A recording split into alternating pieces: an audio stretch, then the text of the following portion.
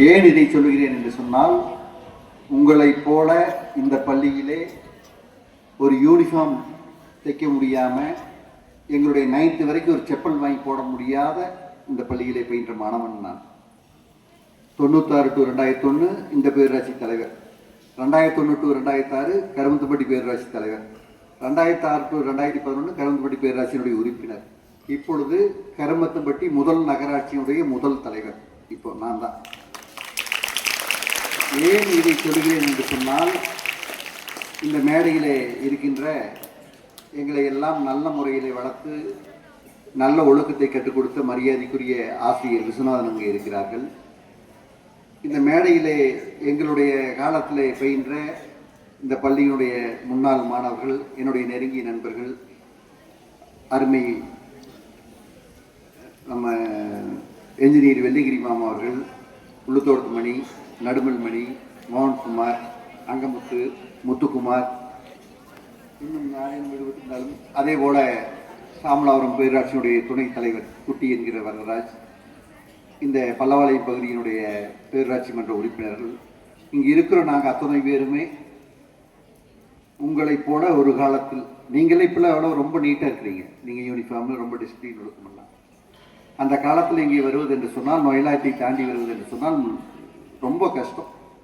எங்களுக்கெல்லாம் மதியானம் சாப்பாட்டுக்கு போனால் யாராச்சும் வசதி படைச்ச ஒரு பையன் சைக்கிள் கொடுத்தாங்கன்னா அதில் வீட்டுக்கு போய் ஆத்துப்பாளைய ரோட்டில் இருக்கிற வாடகை வீட்டில் சாப்பிட்டு வந்து வளர்ந்து, தொடர்ந்து இதை நான் ஒவ்வொரு நிகழ்விலும் உங்களை எல்லாம் வலியுறுத்துவது, உங்களைப் போல உங்களை விட குறைந்த வாழ்க்கை வாழ்ந்த நாங்கள் எல்லாம் இந்த நிலைக்கு வந்திருக்கிறோம் என்று சொன்னால், நான் நின்று கொண்டிருக்கின்ற மண்ணை நோக்கி வணங்கி இந்த பள்ளியிலே நல்ல முறையிலே படித்து, அன்றைய தினம் நான் வந்தோன்னே இப்போ ஆசிரியரோட பேசிக்கிறோம் ஒன்றே கேட்டேன், எனக்கு சார் இப்போல்லாம் குழந்தைகளை அடிக்கிற மாதிரி ஆசிரியர் இருக்கிறாங்களான்னு.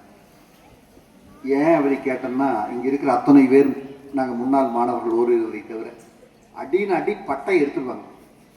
அந்த கிரவுண்டில் அந்த லாஸ்ட்டில் உட்கார்ந்தோம்னா சவுடேஸ்வரி கோயில் வரைக்கும் இப்படியே கூட்டிகிட்டு போகணும். மிக தரமான ஆசிரியர்களை கொண்டு மிக நல்ல முறையிலே வளர்க்கப்பட்ட காரணத்தினால்தான் வாழ்க்கையிலே கடைக்கோடியில் இருந்த என்னை போன்றவர்களை எல்லாம் அடையாளம் காட்டி அரசியல்வாதியாக, தொழிலதிபராக, சமூக ஆர்வலராக வந்து நிற்கிறேன் என்று சொன்னால், உங்கள் மனதில் இன்னும் சொல்ல போகிறேன் என்று சொன்னால், அன்னைக்கெல்லாம் நாங்கள் படிக்கிற போது இப்போ இல்லை, ஜனத்தொகை குறைவாக இருந்த காலத்துலேயும் இந்த பள்ளியினுடைய ஸ்ட்ரென்த்து 1100 1200 குழந்தைகள், இன்னைக்கு வெறும் 600 700 குழந்தைகள் தான். ஏன் இதை சொல்கிறேன் என்று சொன்னால், இங்கே இருக்கிற குழந்தைகளில் பெரும்பாலானவர்கள் உங்களுடைய தாய் தந்தைகள் எல்லாம் மிகப்பெரிய எதிர்பார்ப்போடு, மிகப்பெரிய ஒரு ஆசையோடு, இந்த காலத்தில் ஒரு தாய் தந்தையர் அவர்களுடைய எதிர்கால சந்ததிக்கு சேர்த்து வைக்கிற சொத்து என்ன என்று சொன்னால், எப்படியாவது என் குழந்தையை நல்ல முறையில் படிக்க வைத்து அவனை நல்ல ஒரு வேலைக்கு அனுப்பி விட வேண்டும். ஏனென்று சொன்னால், அந்த மாதிரி செஞ்சால் தான் அவங்களுடைய எதிர்காலத்தை அவர்களே நிர்ணயிக்கக்கூடிய ஒரு வாய்ப்பு கிடைக்கும் என்பதற்காக மிகப்பெரிய எதிர்பார்ப்போடு காலை உங்களை எல்லாம் எவ்வளவோ சிரமத்துக்கிடையே வேலைகளுக்கு செய்வதற்கு, பணி செல்வதற்கு முன்பு உங்களை எல்லாம் தயார் செய்து மிகப்பெரிய ஒரு ஆசையோடு அனுப்பி கொண்டிருக்கிறார்கள். எனவே நீங்கள் எல்லாம் குழந்தைகள் எல்லாம் மிக நன்றாக, எனக்கு முன்னால் பேசிய மாவட்ட அறநிலையத்துறையினுடைய குழுவினுடைய தலைவர் மரியாதைக்குரிய கீர்த்தி சுப்பிரமணியம் மாமா அவர்கள் சொன்னார், அவர் எப்பவுமே கொங்கு தமிழில் கிராமத்து திரையில் பேசக்கூடிய வாய்ப்புள்ளவர், நல்ல மனதில் பட்டதை எப்பொழுதுமே வெளிப்படையாக பேசி, எந்த ஒரு கூட்டமாக இருந்தாலும் சரி, எவ்வளவு மனிதராக இருந்தாலும் சரி, மனதில் இருப்பதை சொல்லக்கூடியவர். குறிப்பாக இந்த முறை நடக்கின்ற திராவிட மாடல் ஆட்சி, மாண்புமிகு தமிழக முதல்வர் அவர்கள் அரசு பள்ளிகளையும் அரசு உதவி பெறும் பள்ளிகளையும் படிக்கின்ற குழந்தைகள் எல்லாம் தனியார் பள்ளிகளுக்கு அதை விட நல்லாவே எந்த விதமான தாழ்வு மனப்பான்மையும் வரக்கூடாது என்பதற்காக உங்களுக்கெல்லாம் என்ன விதமான உதவிகள் செய்ய வேண்டும் அது தொடர்ந்து அதைவிட சொல்ல வேண்டும் என்று சொன்னால், காலையிலே குழந்தைகள் எல்லாம் பள்ளிக்கு செல்கின்ற போது அந்த பெற்றோர்கள் பணி நிமித்தம் காரணமாக சில குழந்தைகளுக்கு சரியவர உணவளித்து தாட்டுவதில்லை என்பதை அறிந்த மாண்புமிகு தமிழ்நாடு முதல்வர் அவர்கள் காலை உணவு திட்டத்தை கொண்டு வந்தார்கள். அந்த காலை உணவு திட்டம், நானே எனக்கு கருமத்தம்பட்டி நகராட்சியில் 8 ஸ்கூல் இருக்குது. ஆத்துப்பாளையம், சேடபாளையம், செம்மானம்பாளையம், கருமத்தம்பட்டி, ராயர்பாளையம், எல்சி பாளையம். அந்த பள்ளியிலெல்லாம் ஒரு 6-7 முறை காலை உணவை நான் சாப்பிடக்கூடிய அந்த வாய்ப்பை பெற்றேன். காலை டிஃபன் ஹோட்டல் கடையில் இருக்கிற மாதிரி, ஒரு நாளைக்கு பொங்கல், ஒரு நாளைக்கு கிச்சடி, ஒரு நாளைக்கு உப்மா, ஒரு நாளைக்கு வெஜிடபிள் பிரியாணி மிகத்தரமாக இருக்கிறது. அந்த காலை உணவு திட்டம் ஆரம்பிக்கப்பட்டதற்கு பின்பு அந்த பள்ளிக்கு வருகின்ற குழந்தைகள் நன்கு சத்தான உணவு சாப்பிடுகிற காரணத்தினால் கல்வி கற்கும் திறனே சிறிது மேம்பட்டிருக்கிறதை எல்லாம் நாங்கள் பார்க்கிறோம். அதை போல சைக்கிள் வழங்குவது, லேப்டாப் வழங்குவது, அரசு பள்ளியிலே, அரசு உதவி பெறும் பள்ளியிலே படிக்கின்ற குழந்தைகள் கல்லூரி செல்கின்ற போது மாதம் 1000 ரூபாய் உதவித்தொகை வழங்கும் திட்டம். தொடர்ந்து தலைவர் அவர்கள் ஒவ்வொரு கூட்டத்திலையும் பேசுவது சொல்லுவார், நாம் இந்த சமுதாயத்துக்கும் ஒவ்வொரு குடும்பமும் அவர்களுக்கு செய்கின்ற அழிக்க முடியாத, திருட முடியாத ஒரு சொத்து என்று சொன்னால் கல்வி. அதனால் கல்வியை நன்கு புகுத்த வேண்டும். அதற்கான நல்ல பருவம் இது.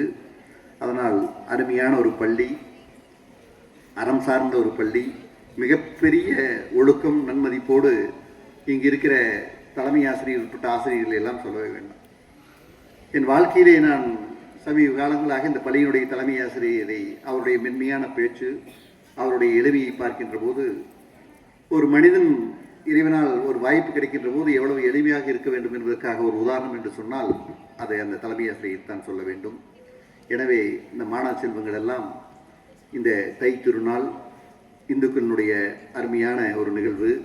ஒரு காலத்திலே இந்த தை திருநாள் என்பது எதற்காக வந்தது என்று சொன்னால், விவசாயிகள் எல்லாம் அவங்களுடைய விளைநிலத்தில் விளைந்த நெல்லை அறுவடை செய்து இறைவனுக்கு நன்றி செலுத்துவதற்காகவும், அந்த விவசாயத்துக்கு பயன்படுத்த கால்நடைகளுக்கு நன்றி செலுத்துவதற்காகவும் அதையெல்லாம் குளிப்பாட்டி சாயம் பூசி வர்ணம் பூசி வர்ண பகவானுக்கும் சூரியனுக்கும் நன்றி செலுத்துகின்ற ஒரு விழா, பாரம்பரியம் மிக்க விழா. அது இன்று தை திருநாளாக அது பல்வேறு விதங்களிலே ஜல்லிக்கட்டிலிருந்து ஆரம்பித்து, மஞ்சு விரட்டிலிருந்து ஆரம்பித்து இன்றைய தினம் அதே முன்பை விட கலாச்சாரத்தோடும் பண்போடும் சென்று கொண்டிருக்கிறது.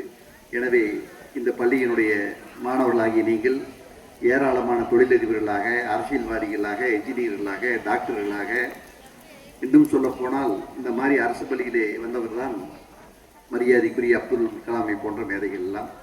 அப்படிப்பட்ட நினைவுகளோடு உங்கள் மனதில் இந்த மாதிரி அரசு பள்ளியில் படிக்கிறோம் அது நினைக்கவே வேண்டியதில்லை.